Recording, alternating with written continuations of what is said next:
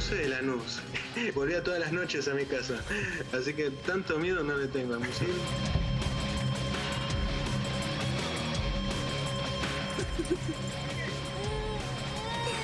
А папа оставили в Киеве. Папа будет продавать что-то, будет помогать нашим героям, будет помогать, может даже будет воевать.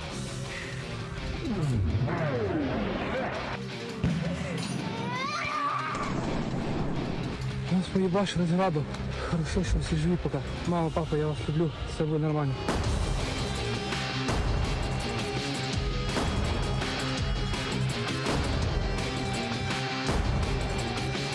Для чого все це вам? Для чого? Ще раз, 4,5 тисячі вбитих російських окупантів. Бросайте вашу техніку і уходіть.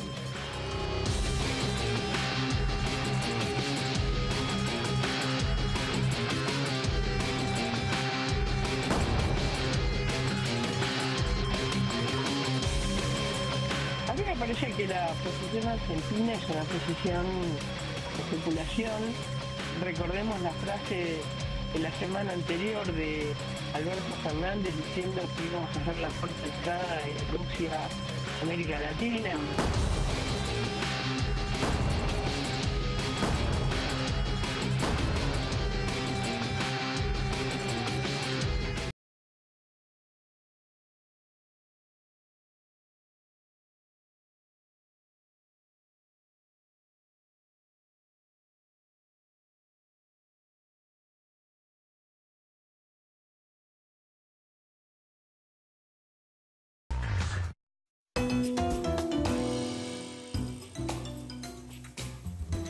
¿Qué tal? Buenas noches. La Rosca, como todos los lunes. Daniel, ¿cómo te va? Buenas noches, Eduardo. ¿Qué tal? Buenas noches. Pablo. ¿Qué tal? ¿Cómo están? Señora Jazmín. No te escuché. No te escuché. ¿No? Escucho. No. Muy Acá buenas está noches. Ahora sí, Ahí muy bien, está. muy bien, muy bien, muy Había bien. desaparecido. ¿Qué tal? A ver, quinto día de la guerra desatada por la invasión de Rusia a Ucrania.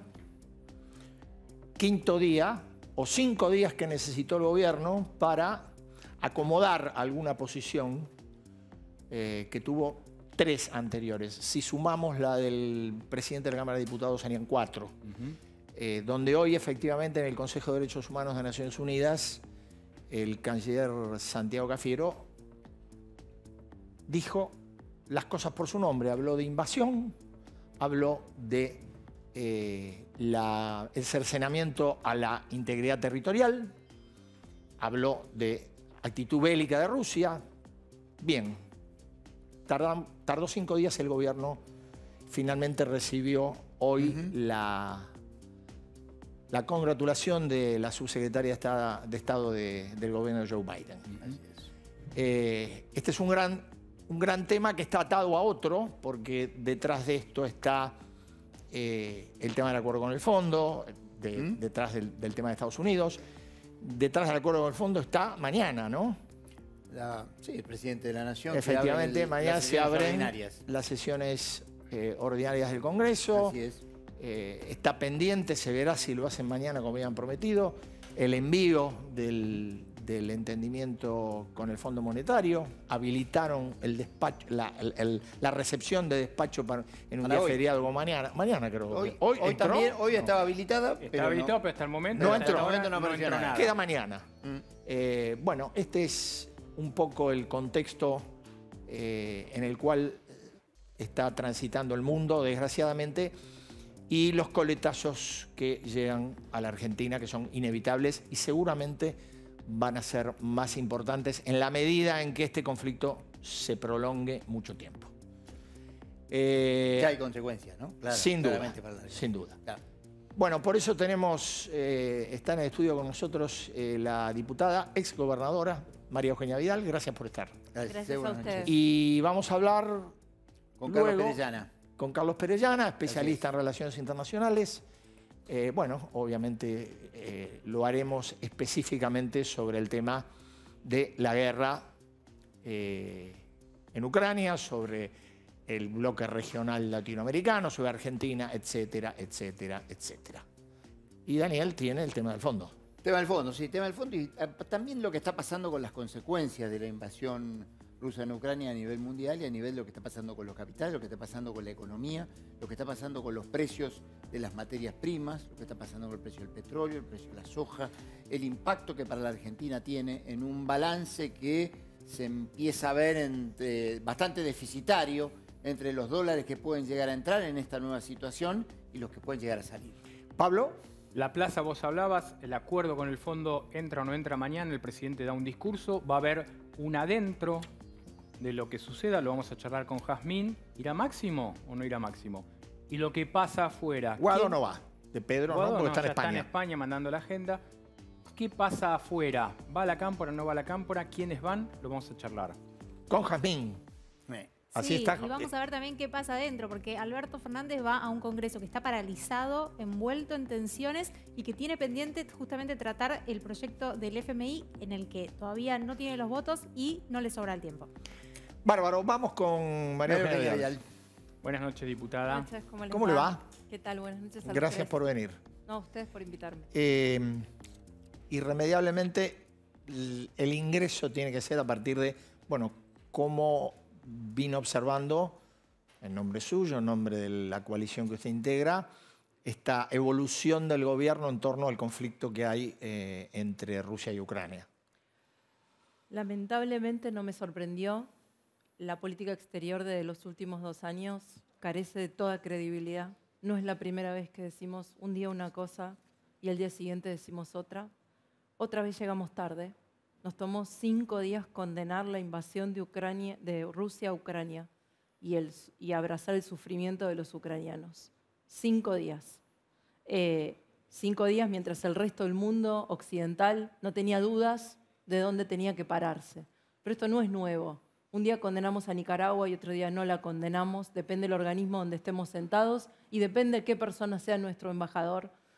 Un día le ofrecemos a Rusia ser la puerta de entrada de América Latina, puerta que por otro lado ya tiene en Venezuela y en el propio Brasil, a partir de la visita de Jair Bolsonaro y de sus declaraciones. Todo el tiempo, igual que lo que sucede en el orden interno, el gobierno un día dice una cosa y al día siguiente dice otra, y eso hace que nos sintamos, todos los ciudadanos argentinos, sin rumbo en política exterior, sin rumbo en materia de seguridad, sin rumbo en política económica. Por eso el Congreso va a tener que discutir en 2 semanas el futuro de la Argentina en materia de deuda de los próximos 10 años. Por esta improvisación y vamos viendo permanente del gobierno. Es un gobierno que improvisa, que no fija posición y la sostiene. Es un gobierno que busca culpables y excusas y no da respuestas. Y es un gobierno que habla mucho y escucha poco. Ahora, Vidal, bueno, el tema de la deuda va a ser central, posible acuerdo con el Fondo Monetario Internacional, todavía no llegó al Congreso. ¿Qué posiciones se perfilan dentro de la coalición de Juntos por el Cambio, dentro del PRO? El acuerdo hoy es un hoja en blanco, que además refleja una enorme irresponsabilidad del oficialismo que se pelea en público con la renuncia de su jefe de bancada. Entonces, frente a esta irresponsabilidad se le pregunta a la oposición qué va a hacer. La oposición primero quiere ver cuál es el acuerdo.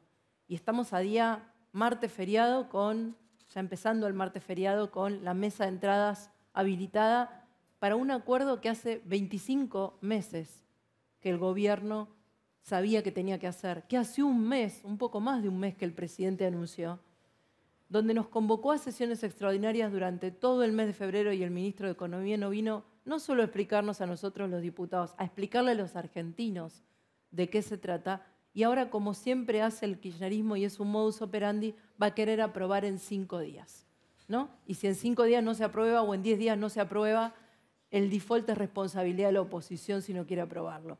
Esta es la realidad hoy. Nosotros vamos a ser serios, vamos a hablar con el proyecto de ley presentado. Mientras tanto, hemos sido muy responsables desde el inicio de la gestión, acompañando al principio de la pandemia, dando las leyes de emergencia que el gobierno pidió, acompañando la ley de deuda que el gobierno pidió. Ahora, la irracionalidad no puede ser acompañada. Ahora, mañana tal vez, exponiéndose en el discurso del presidente, se puede llegar a ver un gobierno que está partido. El presidente hablando del acuerdo, que le molesta a Cristina Kirchner. Y hablando de invasión a Ucrania, que esperemos que el presidente hable en esos términos, también una palabra que no ha usado Cristina. ¿Ustedes no piensan que tal vez les toque un rol en el cual tengan que definir algo de responsabilidad, de sensatez, al dar quórum o a votar algunas cosas en virtud de la diferencia que tiene el Frente de Todos? Puede ser, pero si la diferencia es tan profunda, que sea real. ¿Qué quiero decir con esto? ¿Cómo El sería? gobierno se divide o se parte cuando hay que definir cuestiones tan importantes para la Argentina como su política exterior frente a una guerra que tiene paralizado al mundo, o frente al futuro económico de la Argentina de los próximos 10 años. Pero no se parte para las elecciones. Ah, no, cuando es de poder, ahí estamos todos juntos. Ahí vamos todos en la misma boleta, estamos todos en el mismo acto, decimos que somos todos lo mismo, porque se trata de nuestro poder, de nuestros cargos, de lo que nosotros nos vamos a llevar del Estado. Ese es el discurso del gobierno. Si las diferencias son tan profundas, entonces el Frente de Todos no puede ser una coalición. O tiene que explicitar frente a la sociedad lo que nosotros ya sabemos, que no son un proyecto de país, son un proyecto de poder.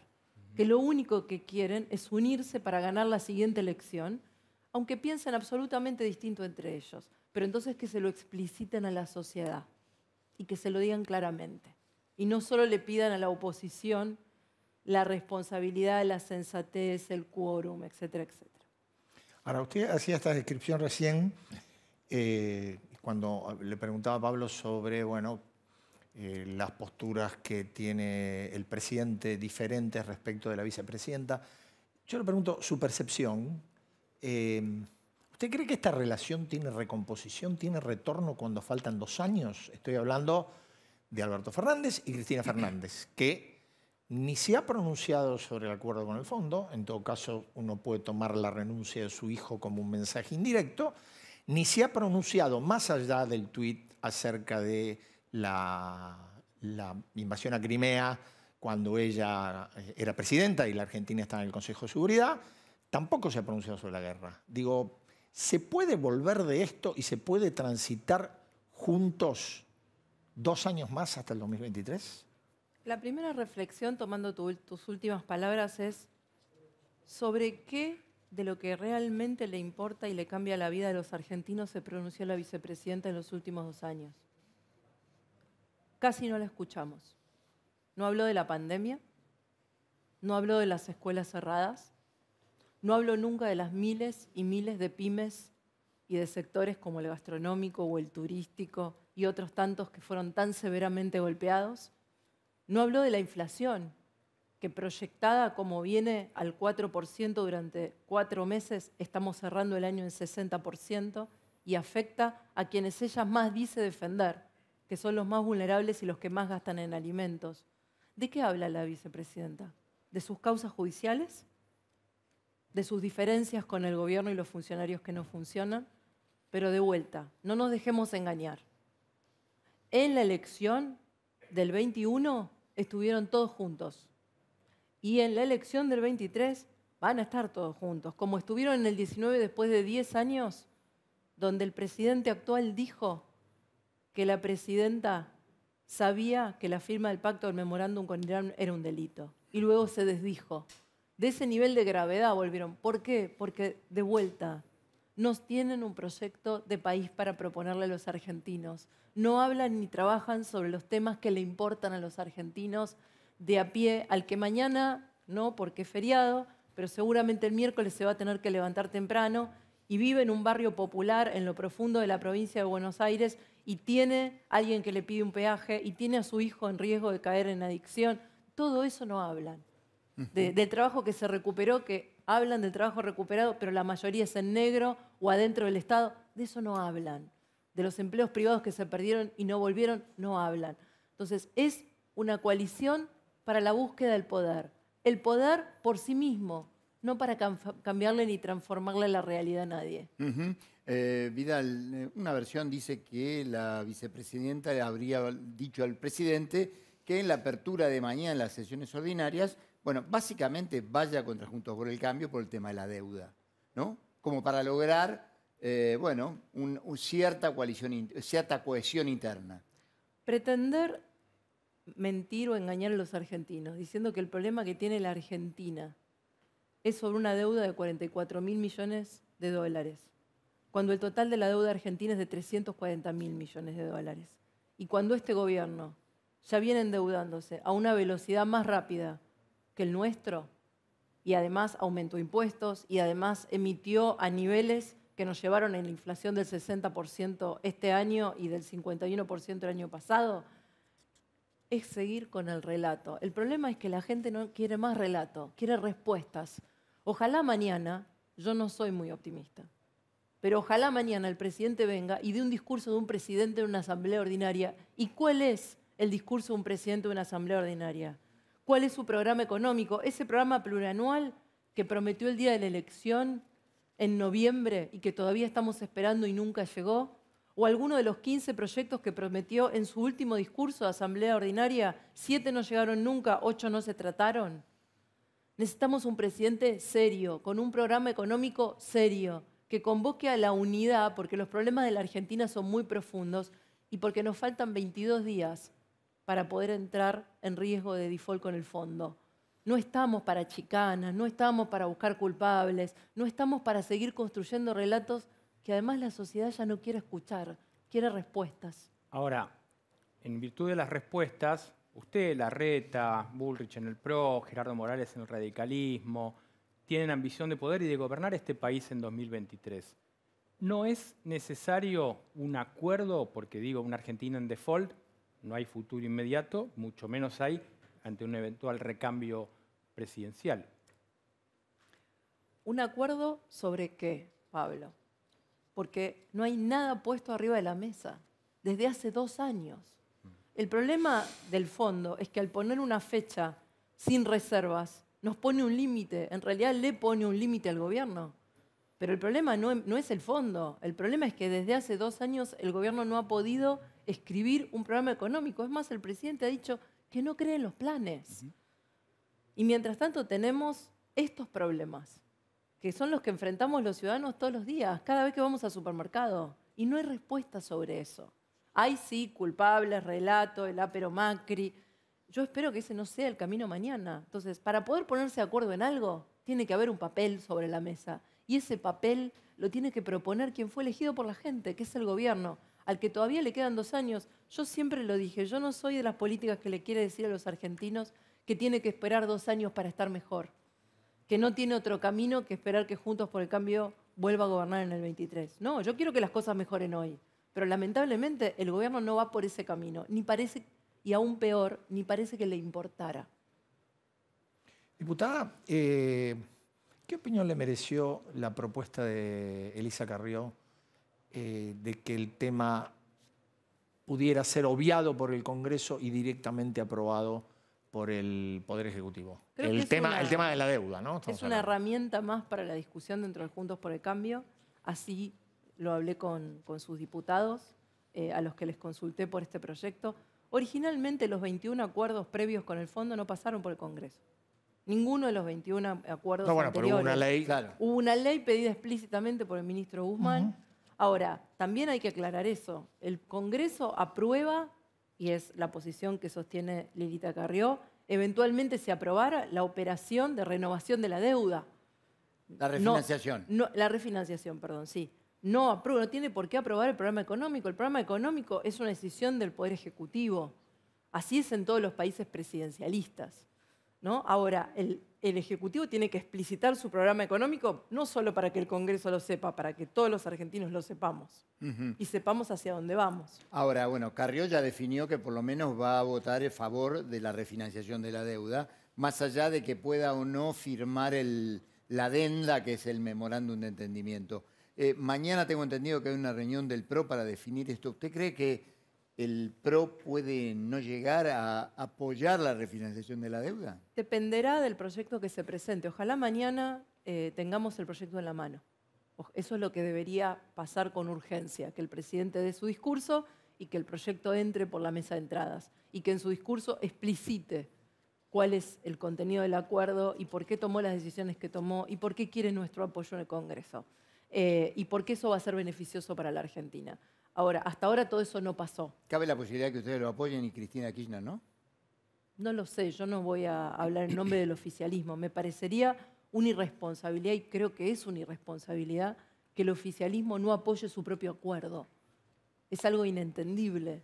Inentendible que el oficialismo ponga condiciones para aprobar un acuerdo de su propio presidente que el mismo oficialismo eligió. De vuelta, porque tienen diferencias profundas sobre lo que hay que hacer por la Argentina, pero las dejan de lado para seguir en el poder.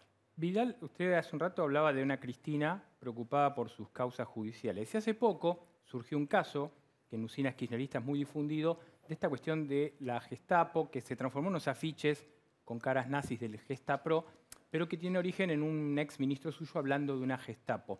Digo, ¿cómo está esa situación hoy? Primero yo dividiría dos partes, ¿no? Una es la expresión del ministro, que cada vez que puedo repudio públicamente, como repudio esos afiches. Y espero que la justicia también investigue quién los financió, quién los pagó, quién los colocó. Hay una causa en la ciudad de Buenos Aires y se está investigando porque no son afiches tolerables en democracia. Ahora, dicho esto, luego está la causa judicial y la denuncia de la jefa de los espías del gobierno nacional, Camaño. Esa causa judicial, para mí, es parte del modus operandi también del kirchnerismo, que trata de convertir a las víctimas a los delincuentes en víctimas.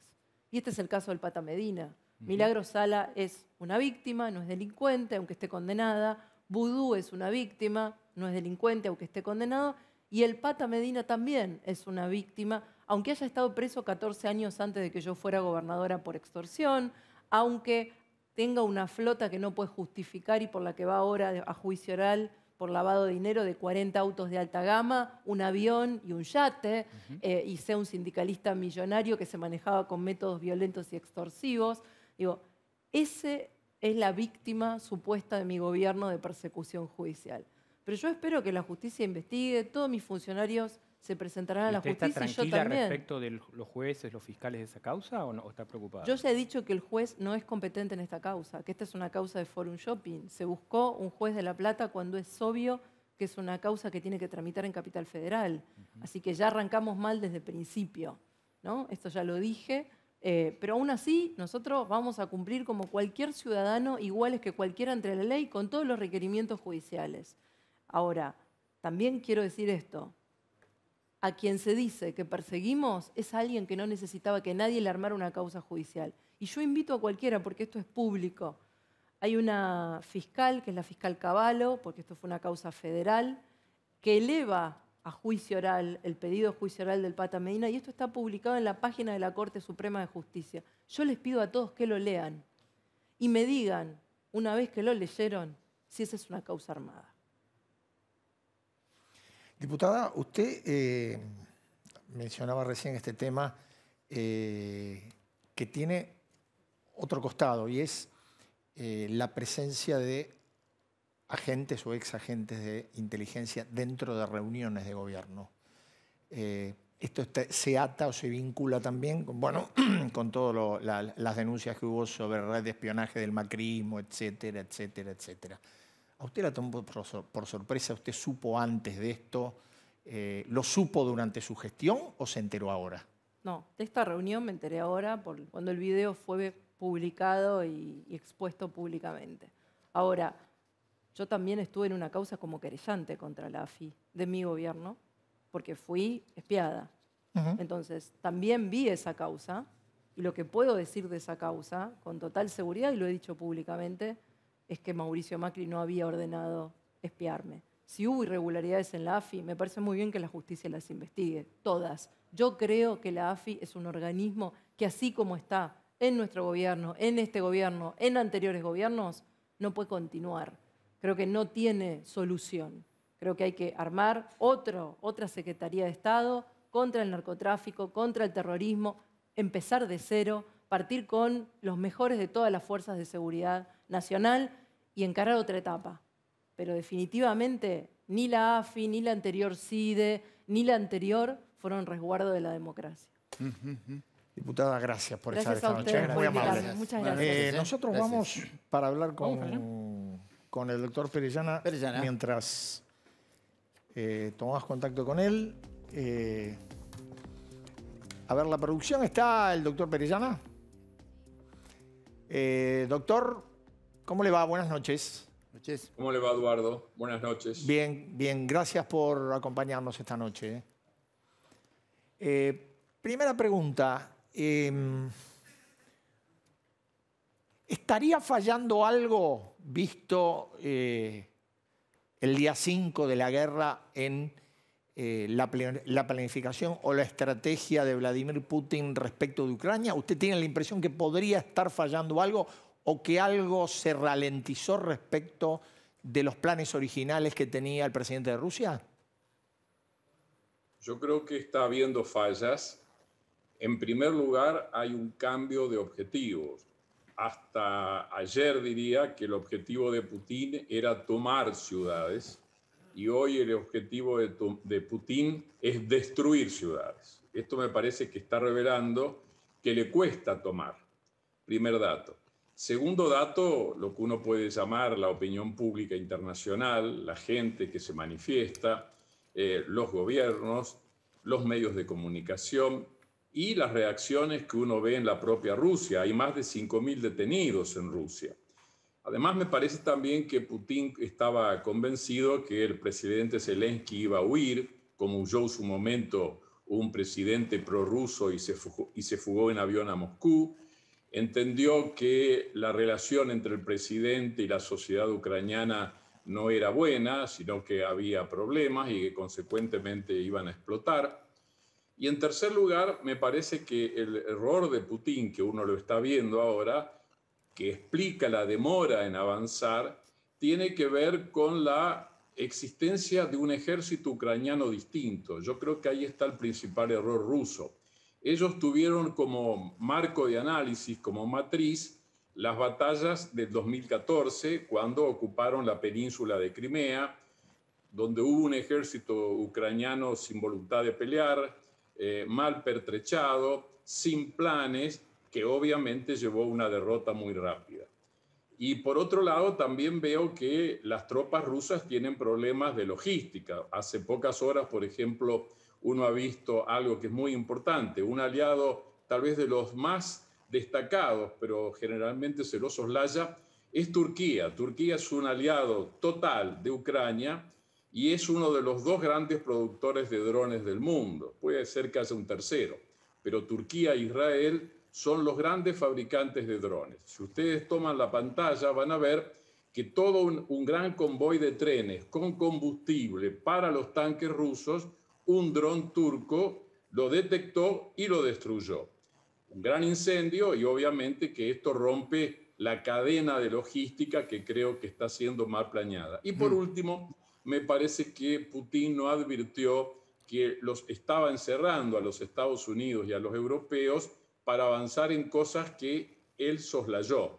Tiene que ver con todas las sanciones y sobre todo tiene que ver con el castigo al sistema financiero, desconectar a Rusia del sistema SWIFT, buscando desde la perspectiva americana y europea romper el contrato que une al autoritarismo de Putin y a sus socios económicos, porque el modelo ruso no es un modelo ideológico, sino que es un modelo nacionalista y un modelo económico de capitalismo de amigos. Sí. Cuando los amigos se ven afectados, obviamente debe haber problemas. Perellana, precisamente, ¿cómo caracteriza usted la respuesta de Occidente, de Biden, en términos de que el presidente Zelensky dijo, bueno, nos dejaron solos, ¿no? Y hubo una respuesta que pareciera de más protección para el sistema económico y financiero mundial que dar respuestas militares y entrar en Ucrania a defender al gobierno de Zelensky?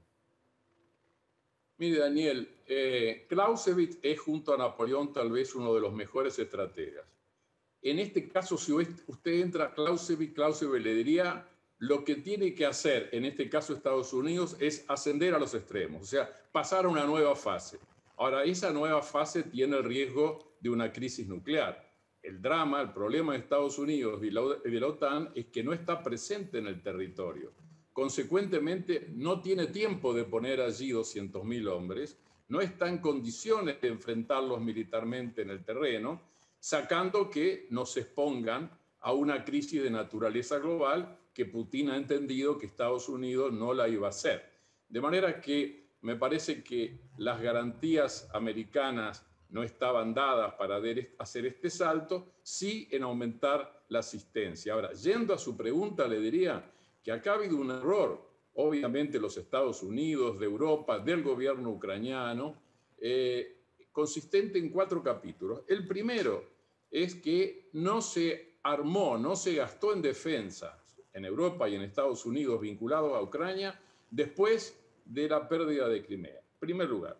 Segundo lugar, se siguieron gestionando las grandes fortunas rusas en el continente y en Gran Bretaña como si nada hubiera pasado.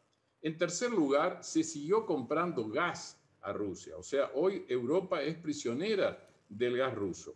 Y por último, Europa en particular se despreocupó de la seguridad y la defensa, confiando en la defensa americana. Estos 4 errores se están pagando y cada uno y en conjunto todos tienen responsabilidades. Perellana, buenas noches. Carrió los otros días criticaba a Putin diciendo que es un psicópata y un loco, y algunos que analizan su comportamiento respecto a lo militar dicen que es un táctico que esta vez se equivocó. ¿Usted cómo lo definiría a Putin hoy? Un sádico.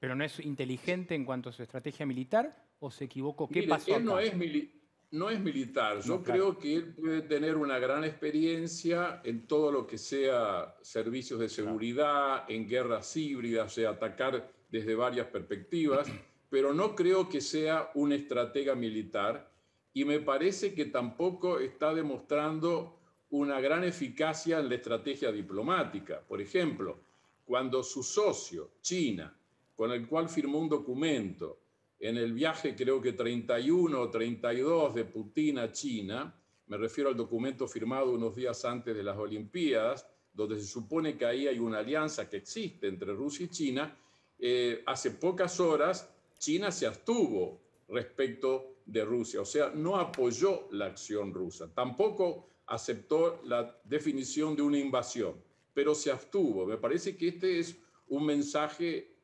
importante. En segundo lugar, no ha tenido muchos apoyos internacionales, Putin. Yo diría que en América Latina y en Europa hay un eje, las derechas apoyan a Putin. Y este es el dilema de la izquierda en América Latina, que están embarcados con un socio que es nacionalista, que confía en la familia y en la religión como ejes de la sociedad y que además es reaccionario en el sentido de la historia. Entonces, ahí hay izquierdas, la de Podemos, la de Chile, que de alguna otra manera han condenado fuertemente a Putin, y las derechas, la derecha europea, la derecha francesa, la alemana o la de Bolsonaro, son los que lo están defendiendo. En el balance, la estrategia diplomática le va mal. Y haberse reunido hoy en esta cumbre entre delegados ucranianos y rusos en territorio de Bielorrusia es una derrota, porque él jamás pensó tener que hacer esta reunión. La ha hecho porque está teniendo muchos problemas para avanzar y como está en un cambio, repito, de ocupación a destrucción, está de alguna otra manera buscando una coartada como para decir, bueno, yo busqué el diálogo, no pude y tuve que hacer esto. Me parece que Putin no está saliendo fortalecido y ya ha perdido algo importante. Europa no va a seguir dependiendo del gas ruso y Rusia va a depender de las compras básicamente que le haga China. Carlos, usted decía recién, marcaba errores de Europa sobre el tema de seguridad, errores de Estados Unidos. Digo, ¿no tiene la impresión que un poco inesperadamente este gesto así tan disruptivo de Putin le ha dado de pronto, en un momento inesperado, cierto ensamble a la acción de Estados Unidos con la OTAN y sobre todo a una Europa que parecía desmembrada? Sí, me parece que tal vez Putin tuvo una ventaja, cual es que anunció lo que está haciendo en el año 2007, un discurso en la Conferencia de Seguridad de Múnich. Él allí dijo cuál era su objetivo. El objetivo era la reconstrucción de lo que fue el espacio soviético. Todo lo que se perdió había que recuperar. Y en segundo lugar, también allí definió un objetivo, y ese objetivo estuvo muy claro, que en ese programa de rearme y de reconstrucción geopolítica era su agenda de viaje. Con un agregado que me parece que también fue importante, Putin permanentemente estuvo trabajando en este sentido. Le fue bien porque los demás no le creyeron o porque ideológicamente el mundo occidental creyó que la historia había terminado. Gran error, la historia no ha terminado, no terminó, ni va a terminar, y consecuentemente, así como China se benefició de esta concepción, a mi entender, errónea, entró a la Organización Mundial de Comercio como país en desarrollo y pudo captar capitales y pudo exportar sin aranceles, Rusia se benefició porque nadie le puso del otro lado una opción o una hipótesis de guerra y siguió comprándole gas y siguió desarmada. Lo que usted dice me parece muy correcto. Tal vez hoy entramos en una nueva fase de la OTAN. Europa se ha dado cuenta que no puede ser una potencia comercial con una moneda, que no puede vivir de la geoeconomía, que tiene que pensar en la geopolítica, que este es un mundo de carnívoros y no de vegetarianos, consecuentemente tiene que arriesgar, tiene que invertir, y tal vez el mejor y el mayor símbolo sea la declaración de antes de ayer del canciller alemán, el socialdemócrata, donde él dijo que rápidamente había incrementado el presupuesto militar, pasaba el 2%, que es un viejo pedido americano, estaba en el 1,4%, y sobre todo le puso un número, 100.000 millones de euros para la defensa de Alemania.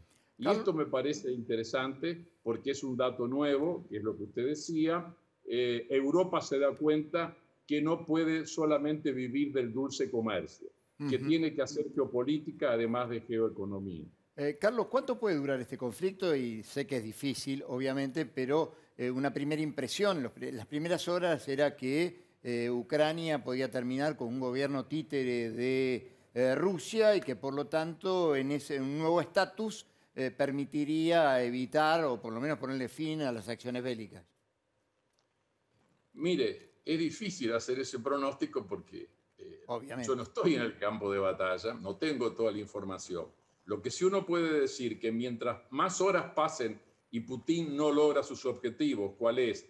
Que los territorios que él declaró independientes sean reconocidos como repúblicas independientes, lograr que Ucrania sea un país neutralizado que jamás pueda hacer alianzas y que jamás pueda entrar a la OTAN, y nunca lo dijo, pero es obvio que haya un cambio de un presidente.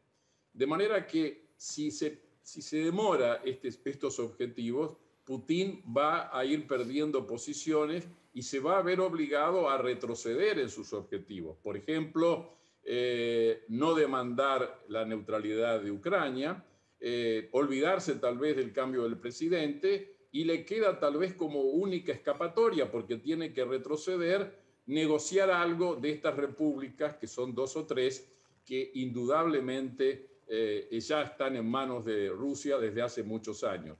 Repito, también esto depende de cómo se han utilizado por las estructuras militares de Ucrania la ayuda que están recibiendo. En verdad, acá el error de Ucrania ha sido, y de la OTAN, no proveerle a Ucrania armas antitanque. Esa es la clave de esta historia, porque los tanques rusos deben ser frenados. El manejo del cielo está dividido. Ucrania ha perdido aeropuertos, pero Rusia también ha perdido aviones. Y el otro punto es que aparentemente hay más muertos rusos que ucranianos. Hay aproximadamente más de 3.000. Así que yo me animaría a decir que estamos en un punto de inflexión en donde Europa, si esta ayuda prometida se la da y los ucranianos están en condiciones de usarla, porque es difícil usar armamentos que se desconoce su manejo, me parece que la suerte todavía no está echada. Si uno hace abstracción y enfrenta lo que cada uno tiene, ya Putin debió haber ganado. Todavía no ganó. Y además ha armado una alianza antirrusia muy, muy fuerte. Además hay un punto. El discurso de él revela que es un hombre que en algunas cosas me parece que está desvariando. Por ejemplo, en el discurso último de él acusó a Lenin de haberle otorgado la independencia a Ucrania.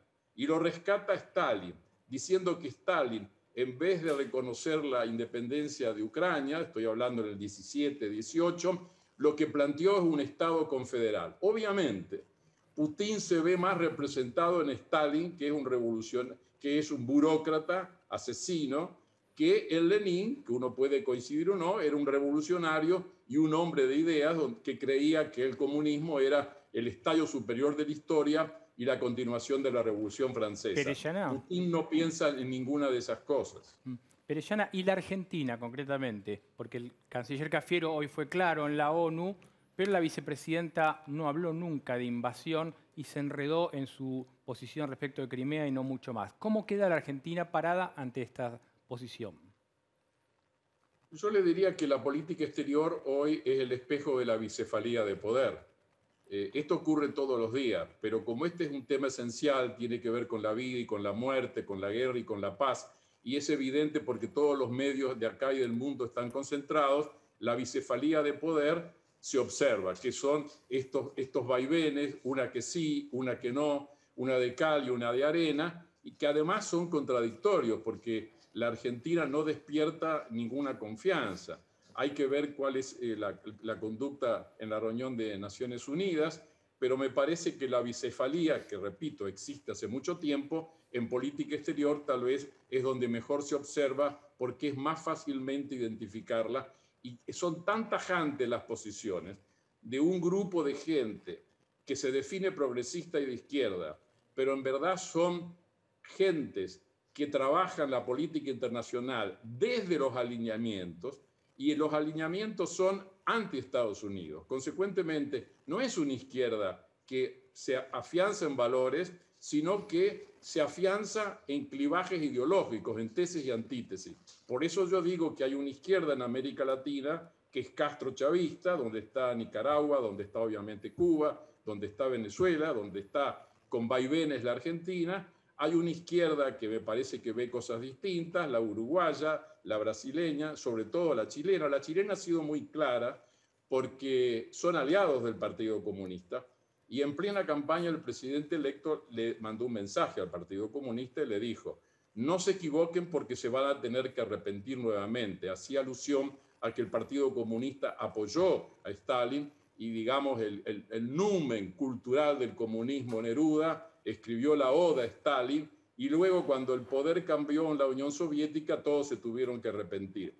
Y hay una izquierda europea, repito, que está criticándolo a Putin. Prácticamente las defensas de Putin son de los conservadores, son de los sectores más reaccionarios y los sectores más nacionalistas. En Francia es muy claro, la derecha le ha abierto, yo diría, una chance a Macron que estaba cuestionada, pero que indudablemente su definición pro-Putin la ha golpeado. ¿Por qué? Y porque Putin financia electoralmente, por ejemplo, a la señora Le Pen cada vez que hay campañas electorales. Esto se sabe a través de bancos rusos.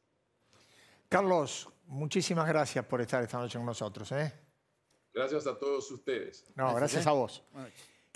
Bueno, es nuestro turno.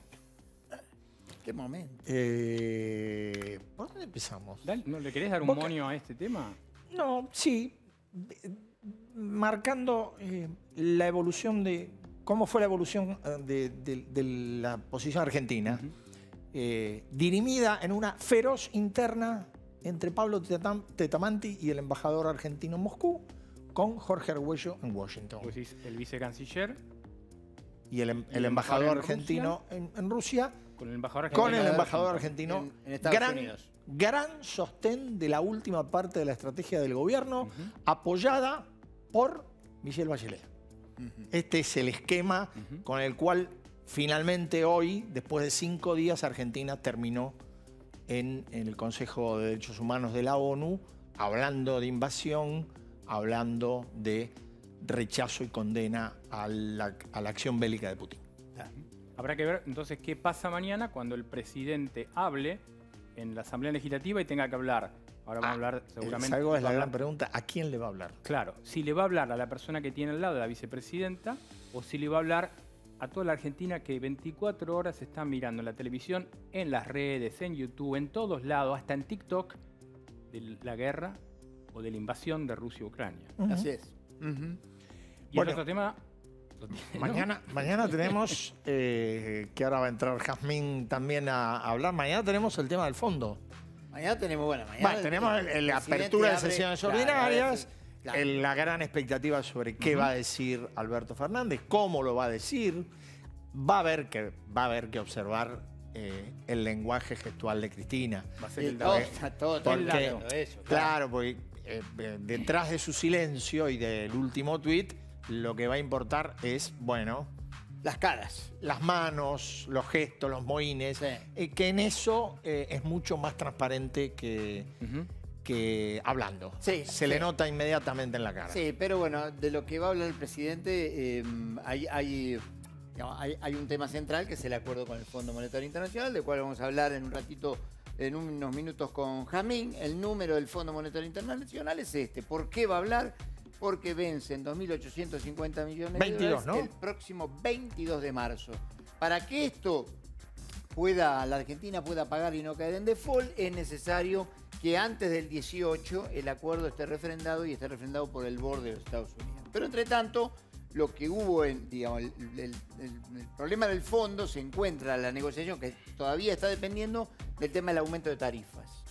Lo que dice el gobierno es que las tarifas de luz y gas van a aumentar 20%, lo que pide el Fondo Monetario Internacional es 60%. Y está la guerra. Y está en el medio Martín Guzmán, que dice ahora habría encontrado un camino de salida, que es decir, que las tarifas de los servicios públicos aumenten el 80% de lo que van a aumentar los salarios este año. O sea, que si los salarios este año aumentan 50%, las tarifas aumentarían en torno del 40%, que es lo que está buscando. Ahora, esto el kirchnerismo no lo quiere, no. Y el Fondo Monetario Internacional tampoco quiere que sea solamente... Y aparte está el tema de la cláusula de la guerra, ¿no? Claro. La posibilidad de que en este contexto...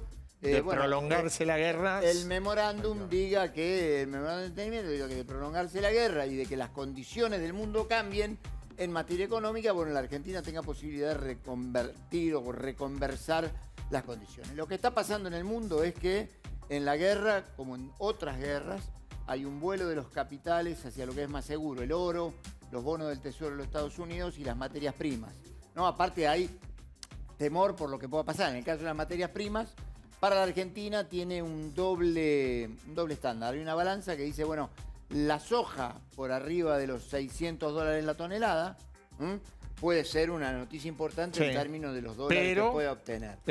Claro, el tema es que este año hubo sequía, hay menos producción y el problema es que también como hubo sequía y menos producción de soja, también se llenaron menos los embalses y entonces va a ser necesario importar una mayor cantidad de gas.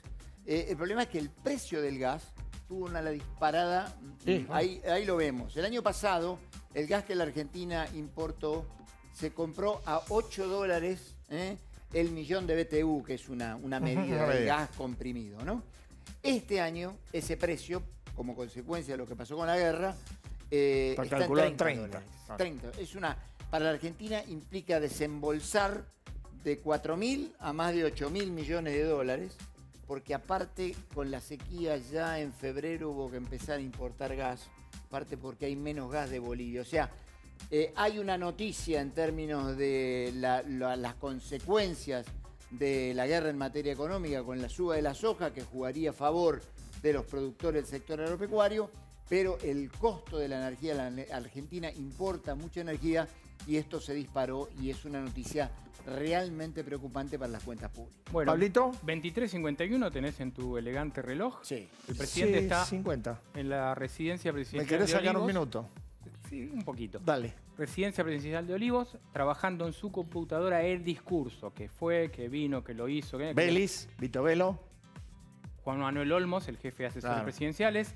Martín Guzmán al teléfono. Vilma Ibarra revisando todo lo legal y técnico. Y Gabriela Cerruti, una persona que ganó mucho espacio cerca del presidente. Esto está pasando y estuvo pasando todo el fin de semana, mientras Martín Guzmán terminaba de cerrar toda esta secuencia que fue hablando Daniel, y que algunas cositas se circularon con bastante zaraza para decir que la cosa estaba más complicada y mañana mostrar. Ahora, mañana hay dos escenarios que vamos ahora a hablar con Jazmín, que es el adentro y el afuera. Adentro va a entrar el presidente. ¿Jazmín va a estar adentro o afuera? Jazmín va a estar en todos lados porque ella puede. Nada. 11:50 el presidente va a entrar, saludando así. La tiene que recibir Cristina. Cristina la tiene que recibir, va a estar Massa. Seguramente el gesto de Massa va a ser más así, más amigable, y el de Cristina va a ser ¿Adusto decís vos? Adusto es la gran Sí, palabra para definirla. Si Cristina se sonríe, es la gran noticia, por lo menos de esa parte de Claro, la ceremonia. Porque Cristina en general mira al recinto y saluda a sus amigos. Habrá que ver cuánto de sus amigos o de su tropa hay, porque Cristina está en el sur, fue con el tango 11. Mañana va a volar con el tango 11 para acá. ¿Tendrá una butaca Máximo Carlos Kirchner? Ahora nos lo cuenta Jazmín. Yo tengo mi pálpito y ahora lo voy a decir. Afuera, ¿qué va a estar? ¿La CGT? Exactamente, la CGT, pero no toda, ¿eh? No. Pablo Moyano no va a estar. No. Van a estar el Movimiento Evita, el Barrios de Pie e intendentes, los que están cerquita de Juanchi Zabaleta, Gabriel Catopodis y Jorge Ferraresi, los intendentes ministros que sostienen a Alberto Fernández. Ahora, si me permitís, ahora vamos, ¿a dónde vamos? A la adentro. A la que tiene la verdad de los pasillos del Congreso, que es ella. Bien.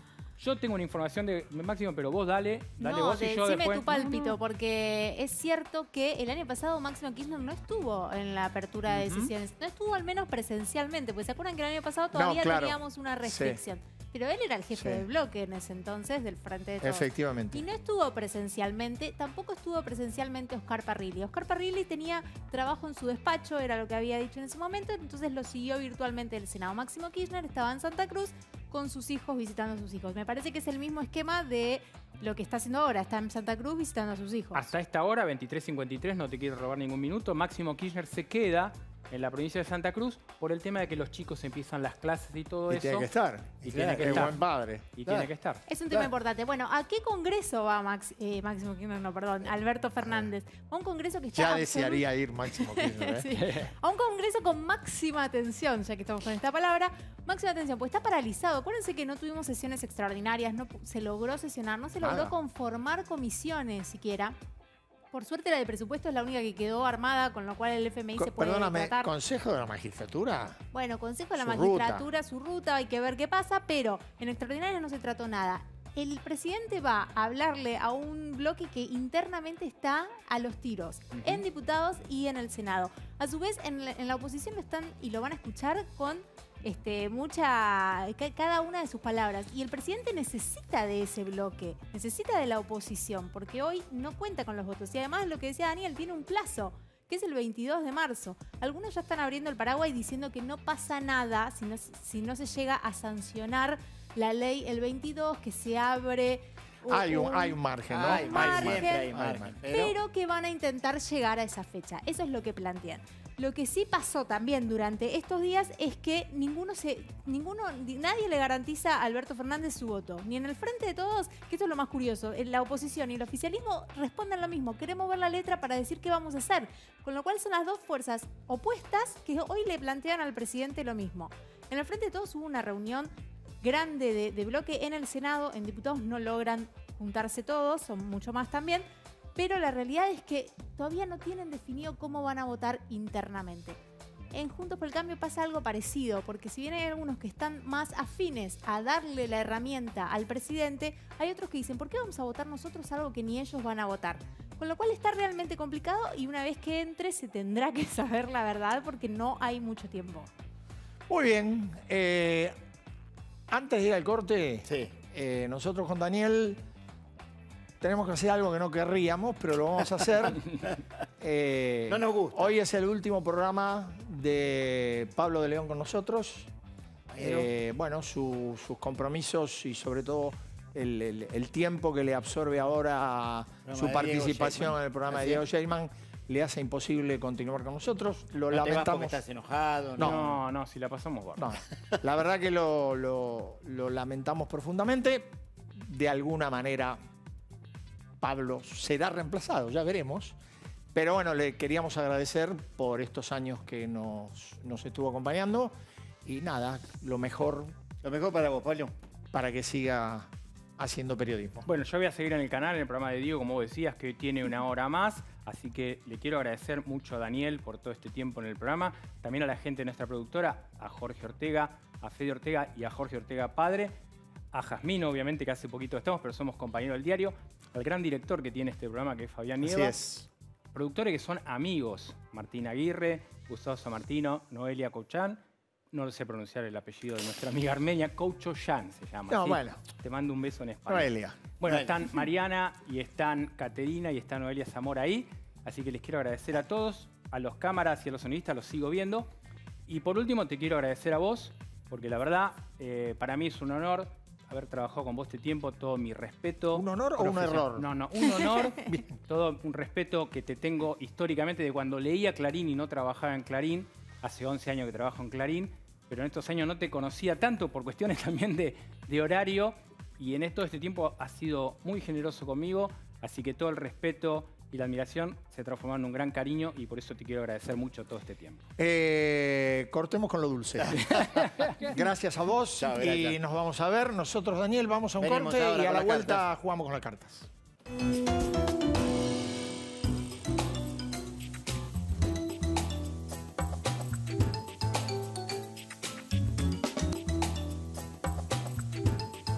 Bueno, y estamos de vuelta, Dani. Sí. Hoy es una carta. Ancho de espada. Mejor dicho, es un número, varias cartas. Lo vemos y se explica solo. Fíjate, adelante. Dale, Vandercoin.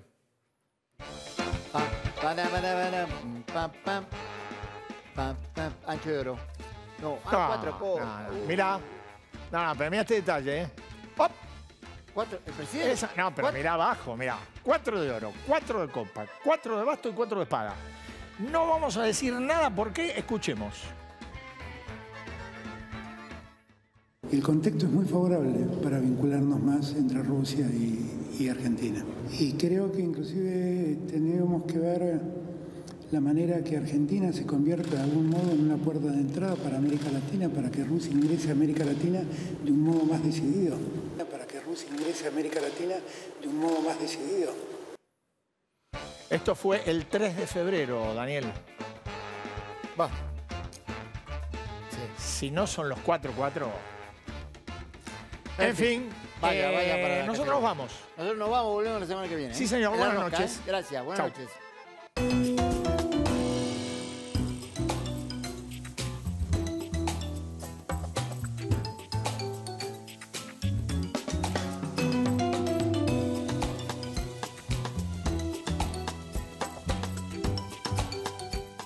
Todos sabemos lo que representa para la logística de una empresa una flota moderna de vehículos. Por eso, a la hora de renovar el parque automotor, piense en el especialista. Nadirán Mercado, subastas online.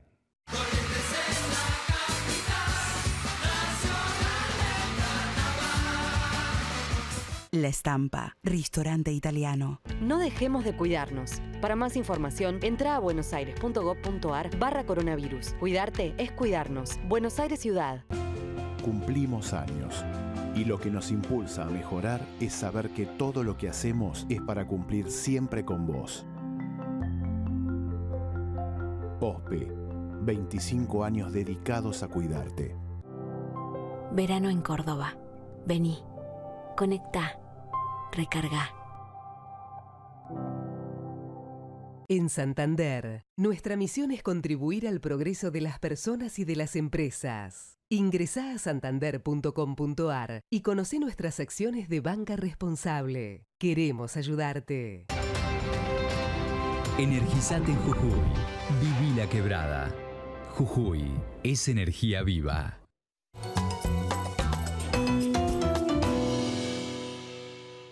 No dejemos de cuidarnos. Para más información, entra a buenosaires.gov.ar/coronavirus. Cuidarte es cuidarnos. Buenos Aires Ciudad.